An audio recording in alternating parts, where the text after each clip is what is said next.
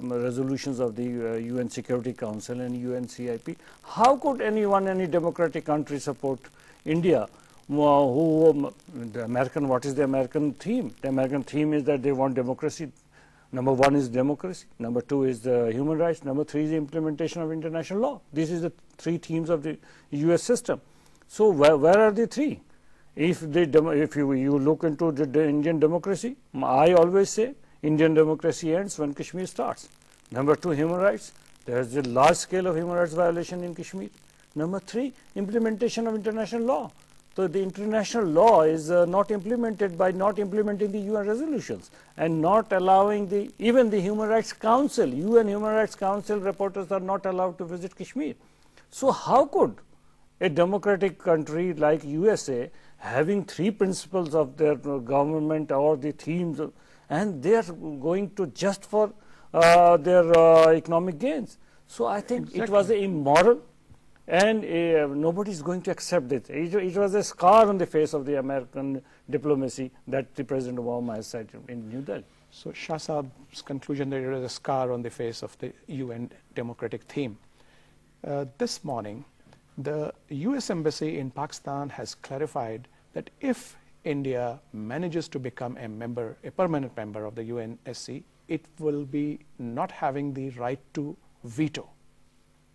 How do you look at that? Strange. Well, there is a talk on the world stage, the three countries, Japan, Germany, India, Brazil, and Brazil, I'm sorry, thanks for reminding, that they should all be granted non-veto permanent Security Council member status.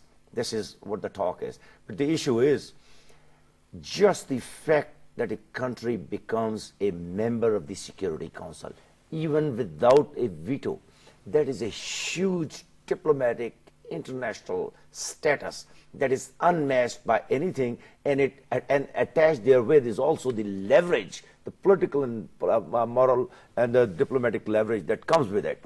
So anytime India becomes a member of the Security Council, even though it becomes a veto Security Council member, the result would be that the political, diplomatic and other support that India would enjoy at the world stage, that would come to the total exclusion of the interest of Pakistan on Kashmir and the interest of the Kashmiris people.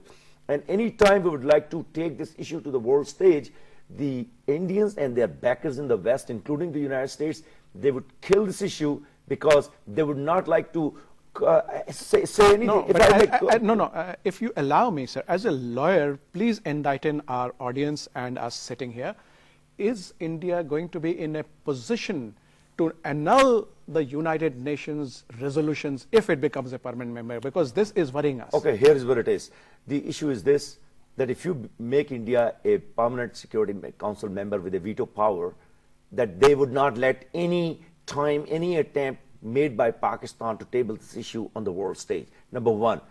And if they would be able to block it, no other power in the world would be able to force India to allow it to be taken to the Security Council. So that will become a permanent blocking capability enjoyed by India. If they become a non-voting, a non-veto power, a permanent member of the Security Council, then, as I said earlier, the political, moral and other political huge leverage that India would enjoy, that would also totally debar Pakistan from successfully launching any campaign at the world stage. So either way, we have to block the attempt by India to become a permanent Security Council member, which is, as Shah Saab said, immoral also, because a violator and a breaker of the resolutions of UN Security Council on Kashmir cannot and should not ever become a member of the Permanent Security Council. And even otherwise, let me add one more thing.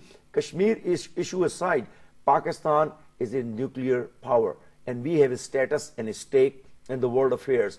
At the present time, our economic issues are such that nobody is looking beyond the nose. But the reality is, 20 years from today, if we come out of this quagmire, we'll be barred by a major power named India from playing any major role, either in the Arabian Sea, in the Indian Ocean, and beyond. So the stakes are A, on Kashmir, B, beyond that. On both issues, we can't compromise. Right. So, Shah Sahab, there was a story in the New York Times 2 days earlier by Arundhati Roy, who had created furor last month also when she said publicly that India does not have the right to call Kashmir as its integral part. And she said that azadi or freedom is a must for the people of Kashmir.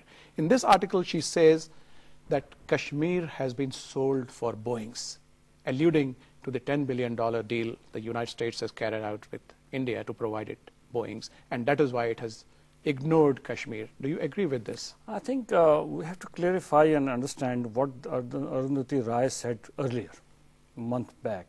I think she clarified it.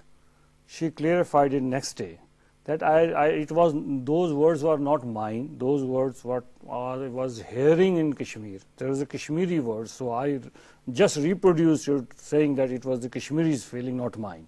Number one, it should be.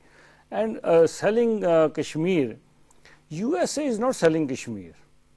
USA can't sell Kashmir. USA can mediate, can support Kashmiris.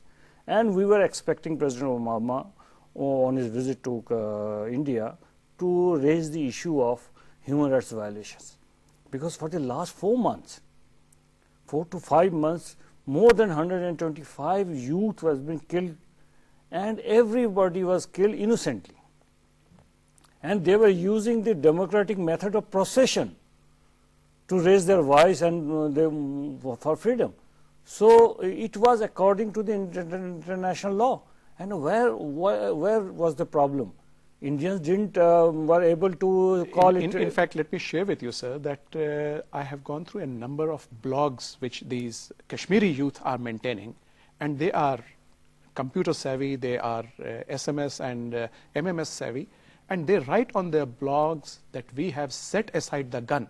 We are not going to use force, we are going to use the democratic means. So do you think they are going anywhere? I think now it is very difficult for Indians, because when they say that we are the followers of Mahatma Gandhi, and President Obama has said that Martin Luther King was inspired by Mahatma Gandhi. So non-violent movement is going on in Kashmir, and Indians are using violence against the non-violent people. So why did not President Obama raise the voice on Kashmir, on human rights, on this resolution?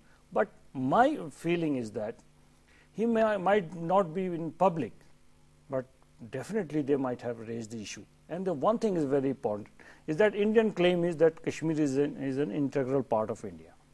Now, President Obama, standing beside Manmohan Singh, the Prime Minister of India, having a press conference and telling the press and the world media that, yes, Kashmir is a dispute and we are ready to help to resolve. That means that the claim of the Indians that it is an integral part is nobody accepting that claim. So it is now, the ball is now in the court of the Pakistan Foreign Office and the Pakistani leadership.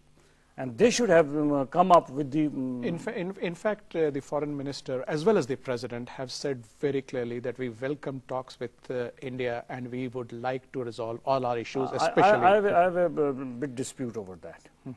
Why it is always that the Indians have the right and they choose when they want to talk and when they don't want to talk? It's the Indian choice. Why the Pakistan Foreign Office and the Pakistan leadership is always begging for talks? Why can't they also raise the points? Number one, stop the human rights violations in Kashmir. They can ask for, like they are asking for Mumbai attacks. Why can't Pakistanis ask for the Sanjota Express?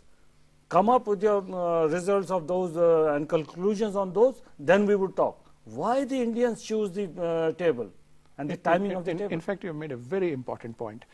I would like to draw your attention to the first day of the Obama visit, which was in Mumbai. Yes. And it was very symbolic. He was made to stay in the Taj Hotel. He was made to meet the what you call survivors as well as relatives of the victims. He was made to visit that particular memorial they have erected, because the aim was most probably that through the Mumbai attacks, impress upon the USA to castigate Pakistan.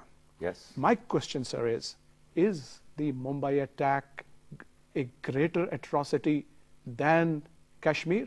especially when Pakistan is not even involved in the Mumbai attacks? When you